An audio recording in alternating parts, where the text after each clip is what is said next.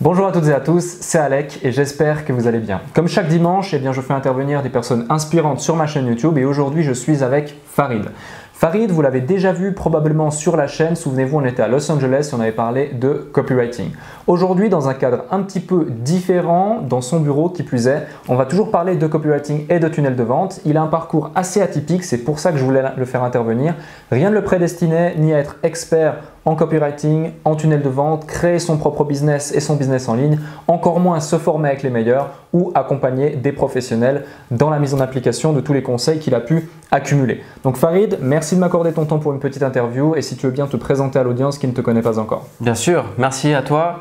Et donc pour les présentations, aujourd'hui j'ai 26 ans, j'ai ma propre société où je m'occupe des tunnels de vente, du copywriting. Copywriting, c'est la rédaction publicitaire, rédaction de pages de vente. Et comme tu le disais, je n'étais pas du tout destiné à faire ça, puisque à la base, j'étais en école de commerce où j'apprenais la gestion d'entreprise, la comptabilité, et je m'étais pas intéressé à la vente en ligne avant il y a 3 ans. Et maintenant, j'ai eu la chance de trouver mon premier client qui m'a… je dis la chance parce que c'est quand même une chose d'avoir toutes ces connaissances qu'on acquérit en sortant la carte bleue ou sur YouTube gratuitement ou lors de challenges, etc. Mais voilà, j'ai pu trouver mon premier client, mettre en application, étude de cas, gros client, et aujourd'hui, je suis à mon compte et c'est en partie grâce à la mise en application. Top. Parfait. Et du coup, la grande question que la plupart des gens également se posent, c'est où est-ce que justement tu te formes en particulier? Ça, on le sait, en général, les formations en ligne, les bouquins, également les meilleurs événements que tu vas suivre aux États-Unis. Mais surtout, qu'est-ce qui a fait que tu es passé d'un étudiant en école de commerce à je découvre un logiciel sur Internet qui paraît plutôt pas mal pour faire des tunnels de vente. Ensuite, passer à l'action. Donc, je sais que tu avais suivi aussi des séminaires, des formations qui t'a permis, grâce au réseau, de rencontrer différentes personnes. Et de ces personnes ont découlé la mise en place d'un contrat et de ce contrat a découlé de gros résultats aujourd'hui que tu peux justement appliquer en termes de track record pour trouver d'autres clients. Donc ça, c'est une chose. Ça, c'est ton parcours. Maintenant, du coup, tu as accumulé beaucoup d'expérience là-dedans. Quels sont je dirais par rapport à cette phase où tu es passé d'étudiant qui a envie, tu vois, mais qui n'ose pas encore parce que limité par ses moyens ou par son réseau ou autre, à je suis dans l'entreprise d'une personne, je l'accompagne au quotidien pour la mise en place et la mise en application des tunnels de vente pour générer ensuite des gros chiffres. On parle quand même de plusieurs millions d'euros de ventes, plusieurs dizaines de milliers d'emails récoltés. Donc c'est quand même conséquent. Certes, tu ne l'as pas fait tout seul, mais tu y as contribué. Du coup, si tu peux rentrer un petit peu plus dans les détails par rapport à ce parcours. Alors, si on reprend depuis le début du parcours, mon premier client, c'était une pizzeria. Donc, rien à voir avec l'acquisition de centaines d'emails ou de milliers d'emails ou de dizaines de milliers d'emails. Ça, c'est vraiment pour des sociétés, des grosses sociétés. Une pizzeria, c'est une société, mais j'avais pas d'opt-in ni rien à l'époque. Et en fait, voilà, effectivement, j'étais en école de commerce. J'ai découvert l'ascension de ClickFunnels, en fait. ClickFunnels, le logiciel de tunnel de vente. L'ascension sur le groupe Facebook qu'ils avaient, qu'ils ont toujours, je voyais en fait cette ascension et du coup ça a commencé à me passionner parce que je me suis formé et je dis mais il faut que je mette en application. J'ai trouvé cette pizzeria comme cliente, donc une pizzeria qui est pas loin d'ici, proche de ma campagne, de chez moi. Et voilà, une fois qu'en fait c'est vraiment un changement de paradigme, comme on dit, quand on va vraiment mettre les mains dans le cambouis, quand on va vraiment toucher des comptes publicitaires, quand on va vraiment recevoir de l'attention et devoir satisfaire ses prospects. Et en fait, ça, voilà, une fois qu'on a ce premier changement, ce premier client ou cette première action concrète, ça change vraiment tout et c'est ce qui m'a donné un peu la confiance d'aller plus loin, de trouver mon premier gros client qui, ainsi de suite, comme tu l'as dit, m'a fait faire des rencontres et qui m'a permis d'aller me former auprès des meilleurs et de consommer et de mettre en application les meilleures formations possibles aujourd'hui dans le monde mondial. Ok. Aussi, si on reste dans le cadre du tunnel de vente, du copywriting, je pense que les gens qui regardent cette vidéo en général connaissent un petit peu la chose. Si tu devais, étant donné qu'aujourd'hui tu vois quand même beaucoup de choses, tu fais une grande recherche concurrentielle, tu vois les tunnels de vente qui se font, que ce soit au niveau francophone ou au niveau anglophone. Si tu devais faire une synthèse de toutes les raisons pour lesquelles il y a des tunnels qui fonctionnent, comme il y a des sites qui fonctionnent, comme il y a des business qui fonctionnent, et il y a également des business qui ne fonctionnent pas. Malheureusement, la majorité ne fonctionne pas. C'est pas forcément une question de budget publicitaire, c'est pas forcément une question d'intelligence, c'est plus une question en général de stratégie ou de marketing. C'est-à-dire que le copywriting, c'est tout simplement le fait de vendre avec les mots, l'art de vendre avec les mots, que ce soit à travers un script de vente, une vidéo ou simplement une page de vente ou une lettre, donc un email. Vraiment, si tu devais faire une synthèse des points clés vers lesquels tu t'orienterais si tu dois partir de zéro, un petit peu comme l'a fait justement Russell Brunson récemment en prenant des gens du Tucoma Club. Ce sont des gens qui ont fait plus d'1 million en moins de 12 mois avec un seul produit. Il leur a posé la question: qu'est-ce que vous feriez si vous perdiez votre communauté, votre audience, votre argent, votre business, et il fallait tout recommencer en 30 jours. Donc la question, elle est un petit peu la même. Un petit peu. Si tu avais tout à refaire, qu'il ne restait que tes connaissances et que tu t'adresses à quelqu'un qui veut démarrer et qui veut mettre en place un tunnel de vente. Bah déjà, y a plusieurs personnes à qui je dois m'adresser. Donc, y a ceux qui n'ont rien du tout, qui n'ont pas commencé, ou bien qui ont fait leur première expérience, qui n'ont pas réussi, qui ont fait de la publicité. Enfin, la publicité, c'est un très bon point. C'est pas du tout la première étape. Justement, la première étape, c'est d'avoir une offre qui plaît, donc qui correspond au désir profond et aussi aux besoins. Mais le copywriting, comme tu l'as cité, c'est l'art de vendre par les mots, mais aussi l'art de plaire. Et ça sert à rien. Enfin, la structure ne suffit pas. C'est vraiment en fait, il y a Agora, une très grosse société de copywriting qui aime bien citer qui dit qu'on est dans… En fait, pour plaire à une audience, il faut que votre idée lui plaît. Et votre idée, vous devez l'embellir, la magnifier par un script justement et en fait, il faut créer le switch sur vos visiteurs. Il faut leur dire: ah ok, c'est possible pour moi. Enfin, je vais juste résumer entre les boutiques en ligne ou bien le formateur. C'est vraiment deux choses carrément différentes. Et voilà, donc votre produit physique, typiquement il y a beaucoup de dropshippers qui ont été déçus. Ils ont balancé de la publicité sur une boutique qui convertit pas du tout. Déjà, il faut savoir que avant qu'il y ait une conversion, un achat, et déjà il y a une moyenne qui est faite par je ne sais plus qui, je pourrais mettre la stat en description, qui dit qu'il faut au moins 5 relations, enfin 5 contacts avant qu'il y ait un achat. Donc si vous faites de la pub vers une boutique en ligne, c'est normal que je crois que le taux de conversion il est à 1%, voire même moins, s'il n'y a pas eu de relation qui se crée. Donc le but, c'est de créer cette relation par une histoire pour qu'il y ait cet ancrage émotionnel. Donc c'est d'où l'importance du storytelling, du copywriting. Il faut qu'il y ait un ancrage émotionnel. Et cet ancrage, c'est avec des idées, avec des comparaisons, des métaphores, des analogies, avec le fait que les bénéfices long terme, avec le fait que ça va lui faciliter la vie, que ça va… c'est la solution de ces problèmes. Raccourci, solution, mais aussi par rapport à… Raccourci, Voilà. Et aussi, il faut que vous ayez…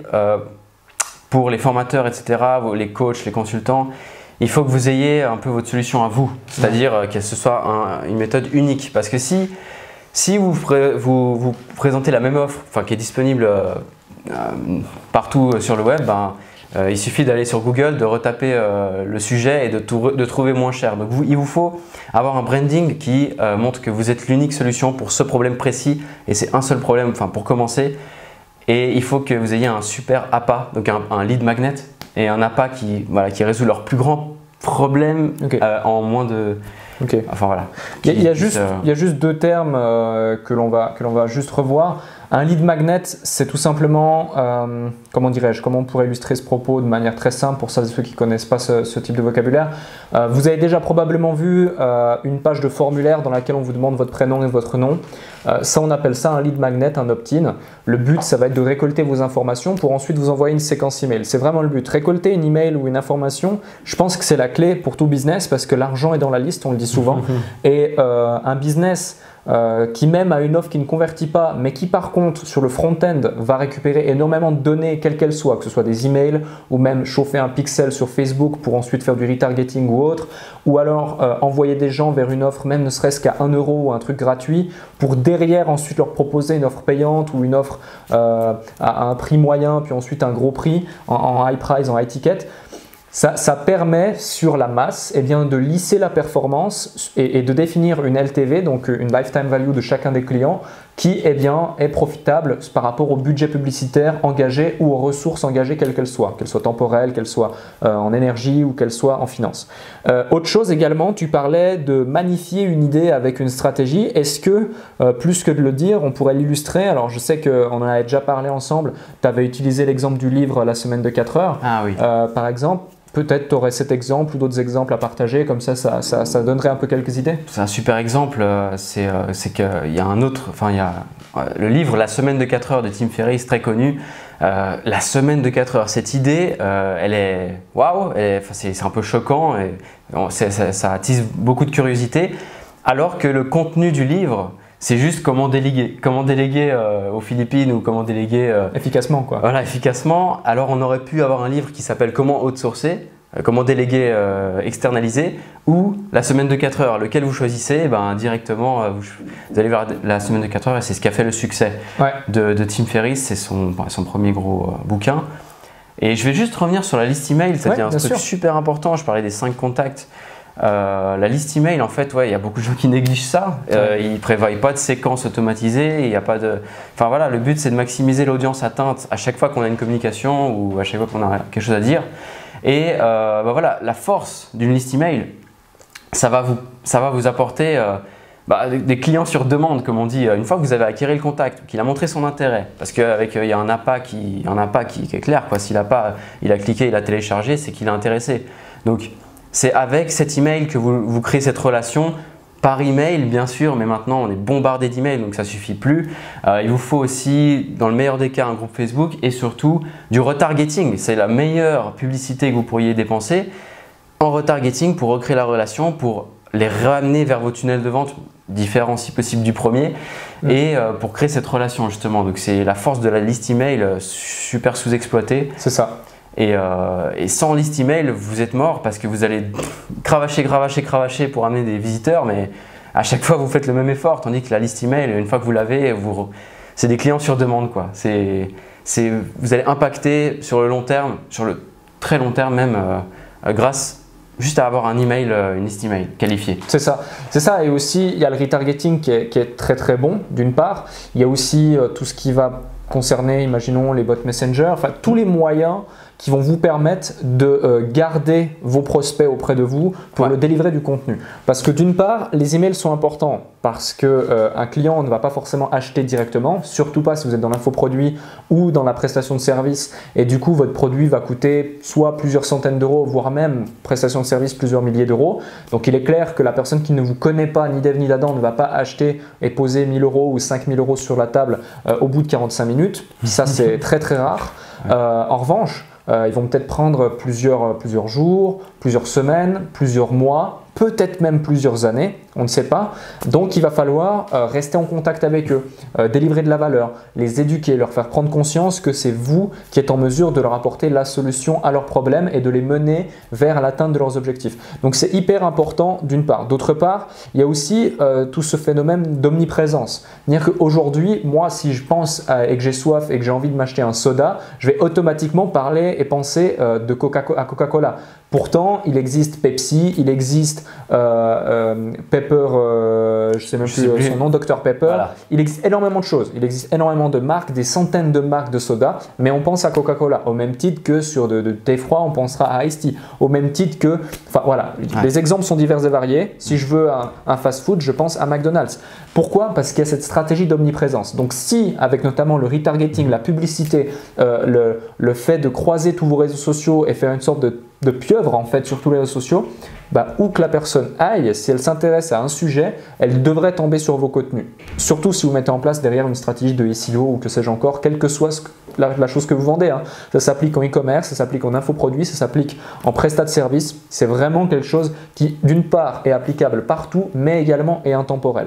Donc voilà globalement pour ça. Aussi, autre question que je voulais me poser, qui m'intéresse moi d'une part, mais qui intéressera probablement l'audience, étant donné que tu fais partie de ceux qui se forment et qui s'informent sur le marché francophone, mais aussi sur le marché anglophone. On sait tous les deux qu'il y a quand même des différences sur le marché anglophone et francophone. Il y a aussi, on pourrait le considérer comme un certain retard du marché francophone par rapport au marché anglophone. Mais si tu devrais synthétiser et expliquer globalement quelles sont les grandes différences selon toi entre le marché francophone et le marché anglophone, ça serait intéressant. Parce que je vois souvent des gens qui vont soit copier bêtement ce qui se passe aux États-Unis pour le mettre en France, ou soit utiliser des stratégies qu'on leur apprend en France pour taper le marché US, et du coup ça ne fonctionne pas, ou beaucoup moins que ça pourrait fonctionner. Parce qu'il faut savoir que le marché US, certes, il est plus grand, mais derrière, le CPA, les coûts d'acquisition et différentes choses sont également plus élevés. Donc proportionnellement, on s'y retrouve.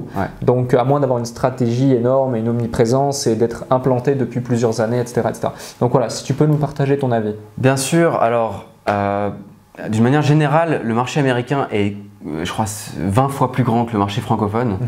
Donc ça fait déjà des messages, des stratégies, enfin des messages qui sont diffusés en Amérique, enfin sur le marché anglophone, qui sont beaucoup plus qui mettent de la pression. Voilà. Et du coup, sur le marché français, ça marche pas du tout parce que les francophones sont méfiants, enfin sont plus méfiants de nature. Enfin c'est normal, on est plus logique, on est peut-être moins émotionnel du coup. Et du coup, en Amérique, ce qu'ils font beaucoup et qu'on fait pas en francophonie, c'est la segmentation. Par exemple, vous avez sur un opt-in, voilà, dites-nous, il y a un quiz et qui nous dit voilà,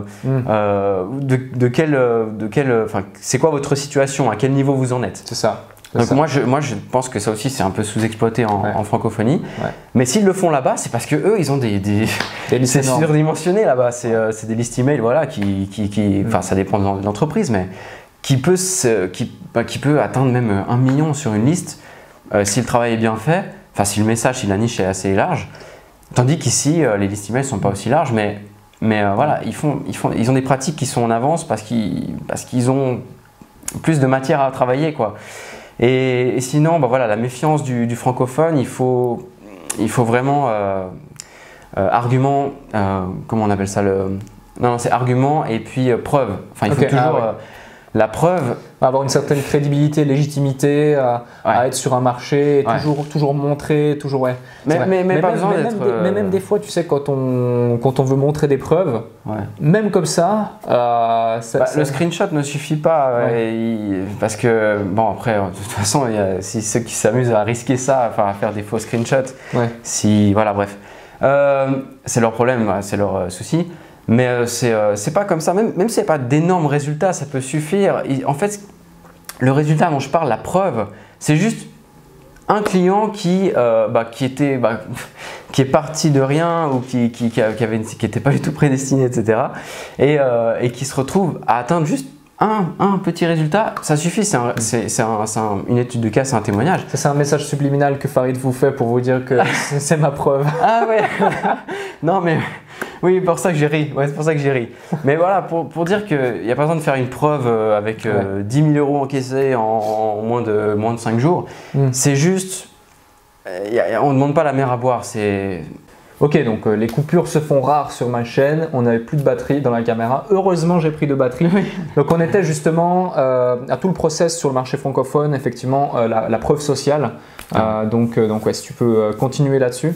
Oui, donc la preuve sociale, c'est super impactant parce que on est tous des êtres humains, on aimerait avoir affaire à des êtres humains et être inspiré par d'autres êtres humains. Donc absolument, votre page d'accueil, votre page de vente, il faut des êtres humains, il faut des visages, il faut de l'émotion. Et donc ça ne suffit pas juste du texte, il vous faut de l'infographie, de la vidéo, du texte. Et pour plaire à tout le monde et voilà, pour impacter, pour qu'il y ait un ancrage émotionnel comme je l'ai cité. Et voilà pour la preuve sociale. Ok. Deux choses que moi je retiens là-dedans. La première, c'est par rapport à la segmentation. Alors, y a des gens qui le font sur le marché francophone, bien sûr. Certains le font bien, d'autres le font moins bien. On peut le faire très clairement. Ça demande plus de travail, là aussi, de mise en place. Donc, il est clair que selon les ressources, là aussi, mobilisées, tout dépend, nous disons, il y a certaines personnes qui vont voir le monde de l'infoproduit comme étant le job de rêve en mode lifestyle, j'en fais le moins possible pour récolter le plus possible. C'est une vision, c'est une possibilité, et il y en a d'autres qui vont voir l'infoproduit comme étant, donc ça peut être l'infoproduit, le prestat de service, le coaching, le consulting, même le e-commerce, comme étant un vrai business. Et c'est comme ça qu'on arrive à avoir de vrais résultats, là aussi, évidemment. Donc ceux qui voient ça comme un vrai business, ils vont mettre en place ce type de segmentation, et je crois d'ailleurs que tu es en train de mettre en place, ou tu l'as mis. On peut prendre mon exemple, c'est un très bon exemple que j'ai à donner. Ouais. Tu l'as mis, donc on en parlera après, ou bien je mettrai le lien dans la description, comme ça ils iront voir. Mais aux États-Unis, il y a deux types de segmentation que je pourrais vous partager tout de suite pour que vous voyez également. Le premier, c'est le site de Kinobody qui fait à merveille la segmentation des audiences en leur posant des questions, et à chaque question qu'ils répondent, au bout d'un moment, ils ont une vidéo personnalisée avec une offre personnalisée, avec une séquence mail personnalisée là aussi. Ouais. Donc ça, c'est plutôt très puissant parce que du coup, quand on est sur un programme sportif, il est clair qu'on ne va pas s'adresser de pareil si on s'adresse à une femme qui veut perdre du poids ou un homme qui veut prendre de la masse musculaire. Les exemples sont divers et variés, vous le verrez dans le formulaire. Et d'autre part, il y a aussi sur la nouvelle version justement du site de ClickFunnels, on a à droite directement quand on se connecte. Sur la page d'accueil. Ouais. Sur la page d'accueil, la possibilité de dire quel est notre type de business et ce que l'on recherche également. Et quand on rentre nos informations, derrière, il y a toute une séquence, il y a des propositions, il y a un copywriting qui a été fait selon ça. Donc c'est vraiment important la segmentation. D'autre part, il y avait un deuxième élément que je voulais souligner, c'était sur la preuve sociale là aussi. Il n'y a rien de plus puissant. Clairement, il n'y a rien de plus puissant, et encore plus quand vous faites du retargeting. Vous pouvez faire les meilleures publicités du monde en vidéo et autres.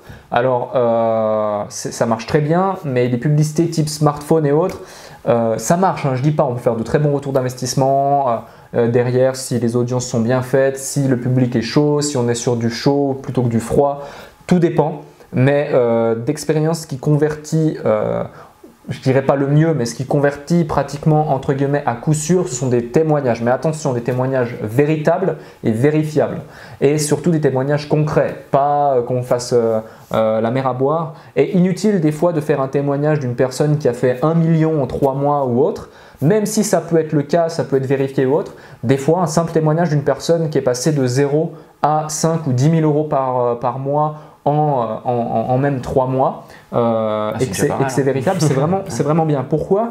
Parce que la plupart des gens, ce type de chiffres et de résultats, et c'est le cas, sont déjà des très bons résultats. Surtout quand on parle en général sur Internet, on est sur un taux de bénéfice en moyenne à 50-60%, voire même sur certaines activités bien au-delà. Donc ça reste vraiment de très bons résultats sur lesquels on peut se fier, on peut se baser et sur lesquels la majorité peut s'identifier. En revanche, 1 million en 3 mois, très peu vont l'atteindre, d'une part, il ne faut pas mentir aux gens, et très peu vont réussir à s'identifier. Et les seuls qui vont s'identifier l'auraient déjà peut-être fait sans ce résultat, ils étaient déjà peut-être conscients, et par contre, il y aura une majorité qui vont se dire « c'est du vent, c'est du rêve, c'est de l'arnaque ».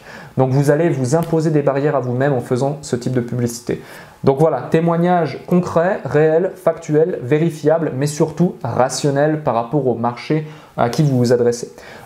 Également aussi, avant que tu délivres une petite surprise, parce que ça arrive à une petite surprise, est-ce que, quelles seraient, si on devrait les regrouper, les plus grandes erreurs que tu vois chez les gens qui font des funnels aujourd'hui en France, que ce soit du e-commerce, du consulting ou de l'infoproduit, ou les plus grandes erreurs, si tu peux le partager, des clients que tu as toi-même accompagnés aujourd'hui et qui peut-être continuent de faire ça ou veulent faire ça, mais ne sont pas du métier, donc heureusement ils t'écoutent, sinon ils n'auraient pas les résultats que tu me montres, mais voilà. Donc quels sont tes conseils? On en a parlé un petit peu, c'est de ne pas faire de follow-up, ils pensent qu'en one shot. Bon, je pense beaucoup au dropshipping, mais sinon au niveau des prestations, des grosses prestations, c'est que on se dit j'ai reçu un non, c'est que ça reste un non. Mais non, moi j'ai ma première grosse cliente, elle m'a dit non au départ. Et en fait, j'ai retravaillé le truc, je lui ai fait un dossier de présentation avec plein de bonnes idées et tout. Je suis allé vers elle, j'ai posé le dossier sur la table. Et ça, ça a fait le côté waouh, le côté il s'implique, il s'est impliqué. Donc du coup, elle a accepté, elle a dit ok, on se lance, c'est bon, c'est parti. Premier paiement, c'est bon, c'est parti quoi. Et c'est maintenant une relation que j'ai depuis 9 mois avec cette cliente. Et du coup, voilà, il ne faut pas prendre un non pour un non. Il y a un proverbe qui dit il faut 8 non pour un oui, un truc comme ça. Et ben faut vraiment le follow-up, c'est à ça que ça sert. Créer cette relation, c'est pas parce que la personne n'a pas acheté aujourd'hui qu'elle a quitté votre site web. Vous avez son pixel, enfin vous l'avez traqué, vous avez son email parce que la page d'accueil, vous devez traquer l'email, enfin vous devez capturer l'email absolument. Donc vous avez moyen de la recontacter. Voilà. Ok. Une question découle de ça. Tu sais, il y a certaines pages de vente ou pages de VSL ou peu importe qui, avant de présenter l'offre, demandent l'email. Tu sais, d'abord ça demande l'email et ensuite quand tu as donné l'email, tu as accès à l'offre. Donc on n'est même pas sur une page d'opt-in pour un challenge ou pour un webinaire ou autre. Les personnes qui sont techniques et qui sont déjà avancées comprendront ce dont on parle. Mais vraiment, imaginons, tu as ta page de vente et juste avant, tu as une step, tu mets ton email, sinon tu n'as pas accès à la page de vente. Est-ce que tu préconises ça ou est-ce que quelqu'un qui est chaud pour l'achat, tu lui dis, tu lui laisses acheter et tu lui laisses aller sur la page? C'est assez simple à répondre. Si tu n'as pas déjà son email, il faut absolument capturer son email. Parce que l'email, c'est la base de toute ta communication. Donc oui, il faut une squeeze page, une page de capture d'email sur votre page d'accueil si possible, via un quiz, un sondage. Vous avez quelque chose à offrir qui résout un problème, donc un gros appât.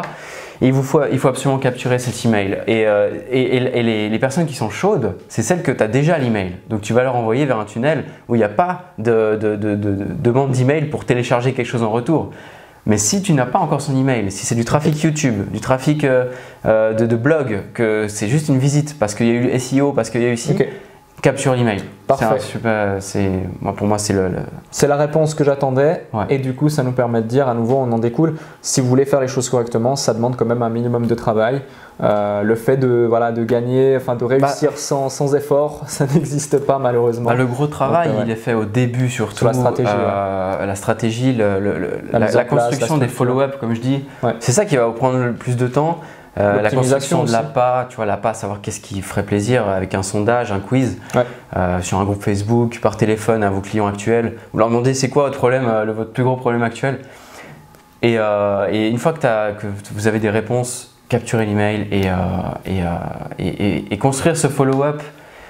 C'est à faire une fois, mais une fois qu'il est bien fait avec un storytelling, etc., que la personne elle puisse avoir une émotion et vivre une expérience. C'est ça en fait. Si on fait des publicités, si on fait des tunnels de vente, c'est pour faire vivre une expérience. Et si vous faites vivre une expérience à un prospect, juste une expérience émotionnelle ou bien que vous résolvez son problème et que waouh, il a résolu un petit truc grâce à vous gratuitement, c'est que si je vais plus loin avec lui, ça va être encore mieux.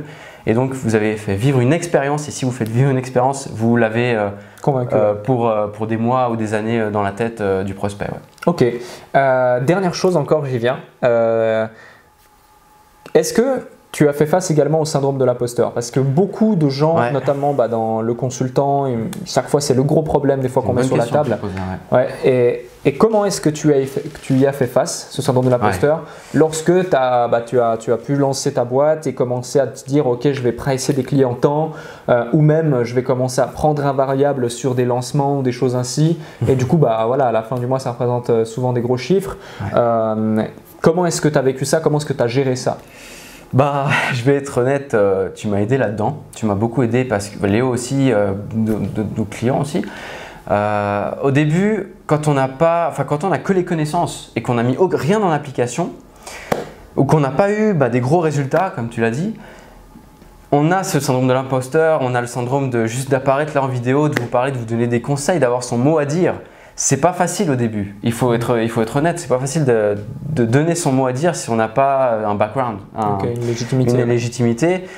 Alors, je pense qu'il faut commencer avec des petites expériences, concrète, mais genre vraiment où vous avez un nombre de fans qui grossit, une liste email qui grossit, un tunnel de vente qui reçoit des visiteurs et qui convertit, une fois que vous avez ces premières expériences, ces premières sensations, parce que c'est des nouvelles sensations, et ben c'est là que va se construire, que va se retirer le syndrome de l'imposteur. Okay. Je pense, c'est mon avis, mais c'est vrai qu'au début c'est dur.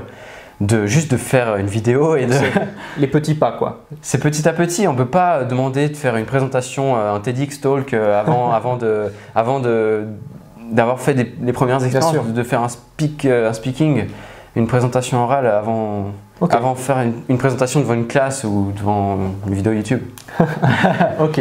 Donc de toute façon, là on a fait assez le tour. Il me semble que tu vas mettre en place ou tu as mis en place une chaîne YouTube, il y aura le lien en description. Mais avant de terminer, Farid, je sais que tu as préparé quelque chose de plutôt sympa, une formation complète en l'occurrence. Est-ce que tu veux en parler du coup?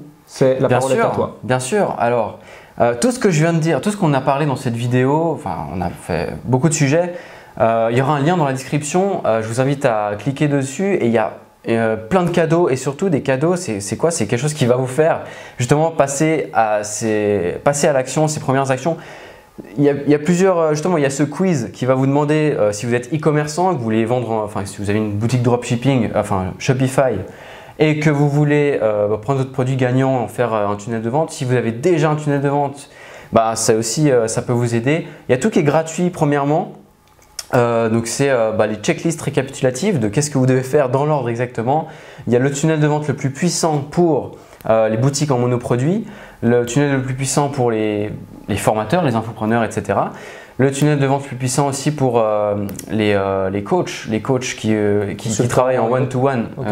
Qui sont one-to-one, ouais. Okay. Voilà. Et c'est ce qu'un tunnel de vente, par exemple, je prends mon exemple, qui peut m'apporter plusieurs types de clients. Donc on peut même parler de sources de revenus. Donc c'est un tunnel qui vous apporte plusieurs sources de revenus. Donc il vous suffit de cliquer et vous aurez les checklists, une masterclass, il y aura 60 minutes de vidéo à peu près qui vous explique comment créer une offre qui convertit, comment créer un appât qui convertit, créer le quiz, comment segmenter facilement votre audience et vous allez devoir être segmenté aussi et c'est un très bon exemple. Je vous invite à cliquer et à suivre mon contenu gratuit. Ça va vous aider que vous ayez commencé ou que vous n'ayez pas encore commencé. Enfin, que vous ayez déjà une entreprise.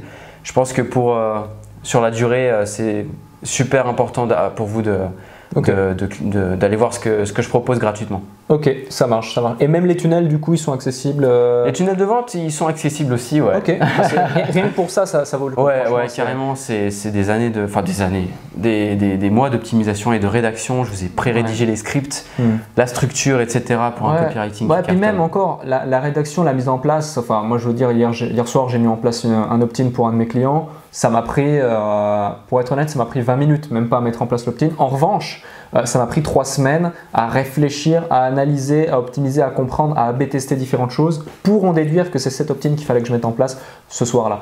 Donc c'est vraiment ça en fait l'idée de la réflexion ça prend des mois à mettre en place. Et c'est important également de le faire dans vos business. L'A/B testing, on n'en parlera jamais assez et ça ne s'arrête pas qu'au business en ligne, vraiment j'insiste. L'A/B testing, c'est pour tout type de business et c'est hyper important de l'appliquer. Voilà, écoutez, je vous remercie d'avoir suivi cette vidéo. Si c'est le cas, si elle vous a plu, si c'est le cas, likez cette vidéo, partagez-la autour de vous, autour des personnes qui peuvent avoir un business en ligne, vouloir se lancer dans un business en ligne, que ce soit du e-commerce, de la vente de prestations de services, du coaching, du consulting ou même de l'infoproduit. Merci à toi Farid, vous avez tous les liens dans la description, que ce soit par rapport à tous ces cadeaux offerts, sa chaîne YouTube, je vous invite à le suivre. Je pense que sincèrement les contenus que tu vas faire sur ta chaîne valent le détour, donc je vous invite vraiment à aller vous abonner également à sa chaîne YouTube et je vous dis à très bientôt. Si vous n'êtes pas encore abonné, faites-le. Merci, à très vite. Merci.